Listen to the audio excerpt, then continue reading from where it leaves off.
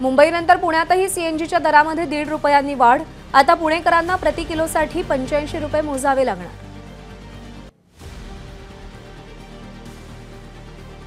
मुंबई शहर आणि उपनगरात पावसाची उसंत। मध्य रेल्वे 5 ते 10 मिनिटे उशिरानं, पश्चिम रेल्वे सुरळीत, पश्चिम द्रुतगती मार्गावरती वाहतूक धीम्या गतीनं, तर एसबी रोड सुरळीत सुरू।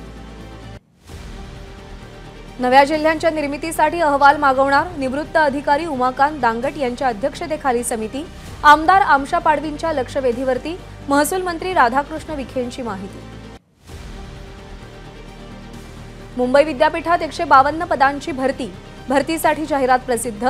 7 ऑगस्टपर्यंत अर्ज स्वीकारले जाणार। 11वी ऑनलाईन प्रवेशाची दुसरी यादी आज जाहीर होणार।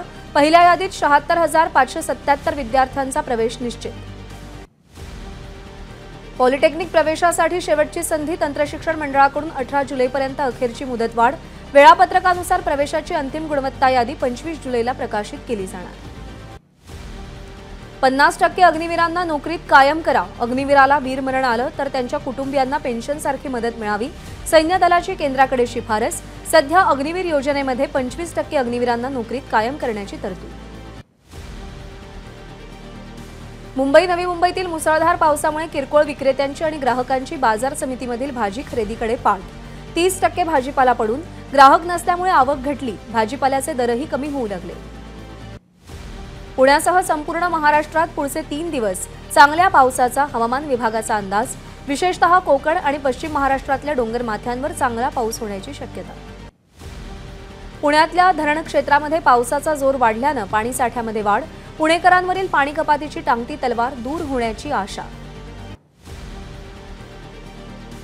मराठवाड्यातील 28 मंडळांमध्ये अतिवृष्टी। गेल्या 39 दिवसात मराठवाड्यात पावसानं 26 बळी घेतले। यामध्ये पाण्यात वाहून जाणं, वीज पडून मृत्यू होण्याच्या घटनांचा समावेश। परभणी जिल्ह्यातील विविध भागात भूकंपाचे धक्के। भूकंपामुळे परभणी, सेलू, गंगाखेड भागातील नागरिकांमध्ये भीतीचं वातावरण। मराठवाड्यामध्ये अनेक ठिकाणी भूकंपाचे धक्के। वाशिममध्ये 7:09 तर 7:14 2 वेळा भूकंपाचे धक्के जाणवल्यानं नागरिकांमध्ये भीती। हिंगोली जिल्ह्यात आज 7:15 भूकंपाचे धक्के जाणवले। वसमत, कळमनुरी, औंढा नागनाथ आणि सेनगाव तालुक्यात भूकंप। राज्यातील अर्जदार लाडक्या बहिणींची संख्या आता 49 लाखांवर। अर्जाची मुदत 31 ऑगस्ट। 15 ऑगस्टला लाभार्थी महिलांच्या खात्यामध्ये रक्कम जमा होणार। धारावी पुनर्विकास प्रकल्पाबाबत श्वेतपत्रिका काढणार। विधानसभेमध्ये धारावी पुनर्वसनावर चर्चेदरम्यान महसूल मंत्री राधाकृष्ण विखे पाटील यांची घोषणा। सागरी किनारा मार्गावरील हाजी अली वरळी टप्पा लवकरच सुरू होणार। वांद्रे वरळी सागरी सेतूसाठी अद्याप प्रतीक्षा। 1-2 दिवसात हाजी अली वरळी दरम्यानचा टप्पा सुरू होणार। पेडणे बोगद्यात पाणी। कोकण रेल्वे पुन्हा ठप्प। मुंबईकडून येणाऱ्या काही गाड्या रद्द। कोकण रेल्वेवर काही गाड्यांचे मार्ग बदलले। अनधिकृत पॅथॉलॉजी लॅब विरोधात लवकरच कायदा। विना नोंदणी लॅब विरोधात शिक्षेची तरतूद करणार। मंत्री उदय सामंत यांची मंगळवारी विधानसभेत माहिती। पुण्यातील झिका रुग्णांची संख्या 15वर। 2 गर्भवतींसह 15 वर्षीय मुलगाही झिका पॉझिटिव्ह। मुख्यमंत्री एकनाथ शिंदे आज दिल्लीमध्ये भाजपच्या वरिष्ठ नेत्यांना भेटण्याची शक्यता।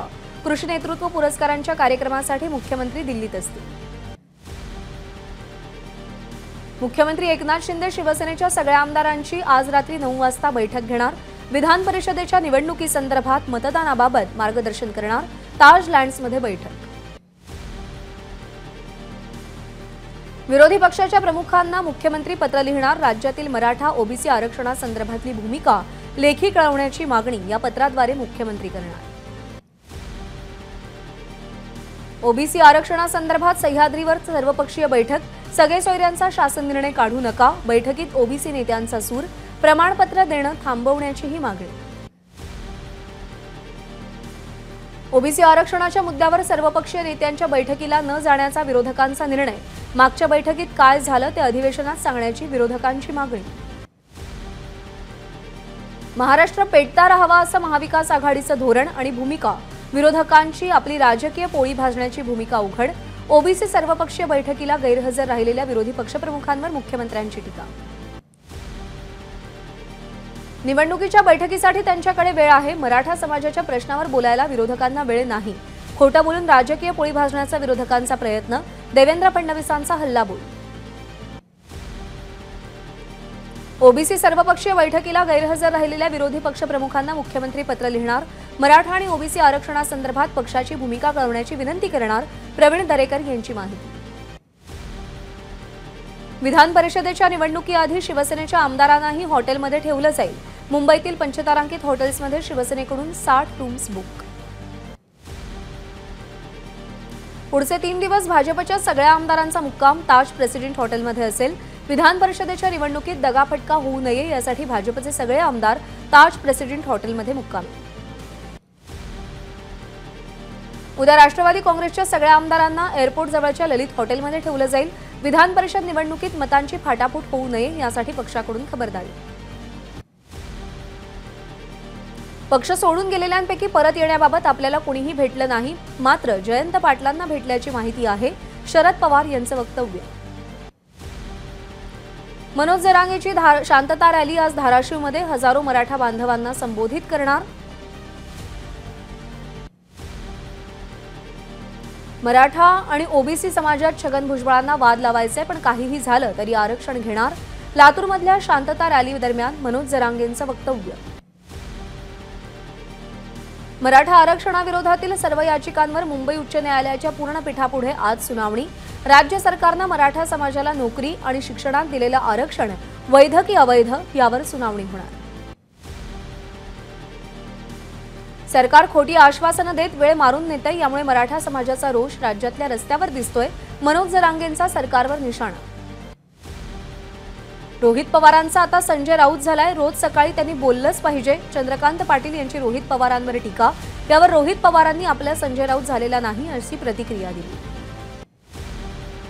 मंत्री उदय सामंतांवर हायकोर्टातून माघार घेण्याची नामुष्की, कबड्डी असोसिएशनच्या निवडणुकीतून बाद करण्याचा निर्णय योग्य, कागदपत्र वेळेत सादर न करणं सामंतांना भोवलं।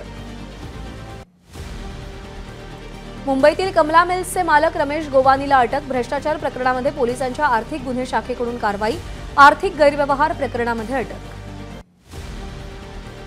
रोटरी क्लब ऑफ पालघरच्या वतीनं एक हात मदतीचा या संकल्पनेतून वारकऱ्यांना अत्यावश्यक वस्तूंचं वाटप, यावेळी रोटरी क्लबच्या सदस्यांनी पालखी सोहळ्याचं दर्शनही घेतलं।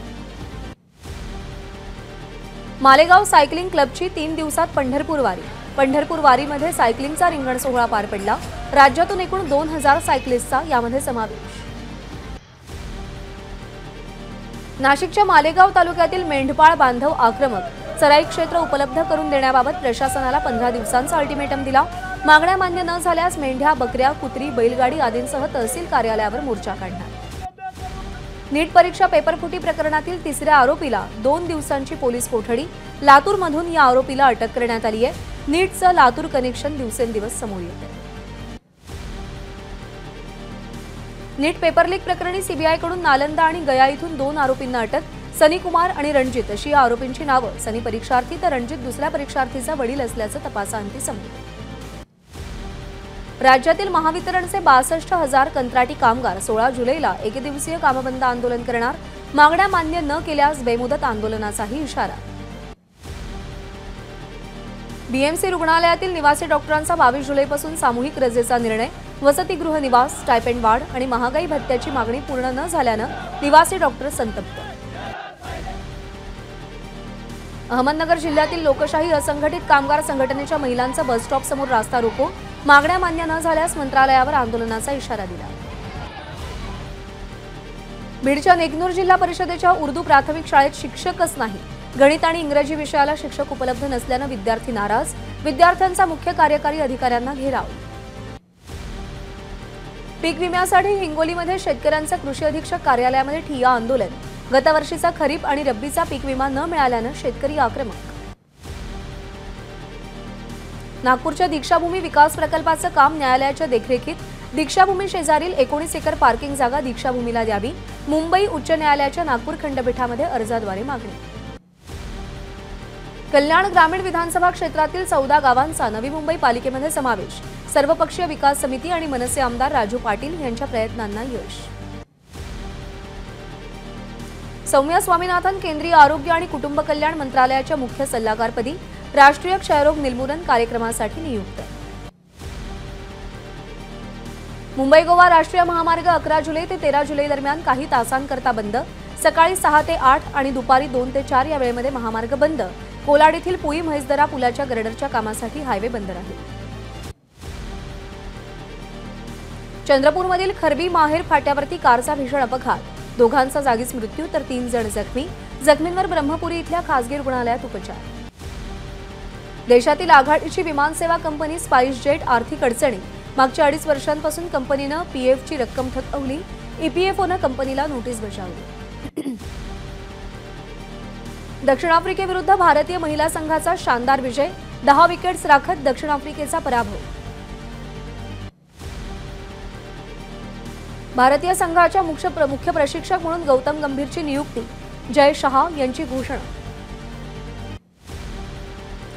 रोहित शर्माची मावळते कोच राहुल द्रविडसाठी भावनिक पोस्ट. राहुल भाईनं आत्मविश्वास दिल्याचं रोहितकडून नमूद. Post viral. भारतीय टीमचे मुख्य कोच राहुल द्रविड यांचं बंगळुरूतील क्रिकेट अकादमीत भव्य स्वागत. स्थानिक खेळाडूंनी राहुल द्रविड यांना गार्ड ऑफ ऑनर दिला.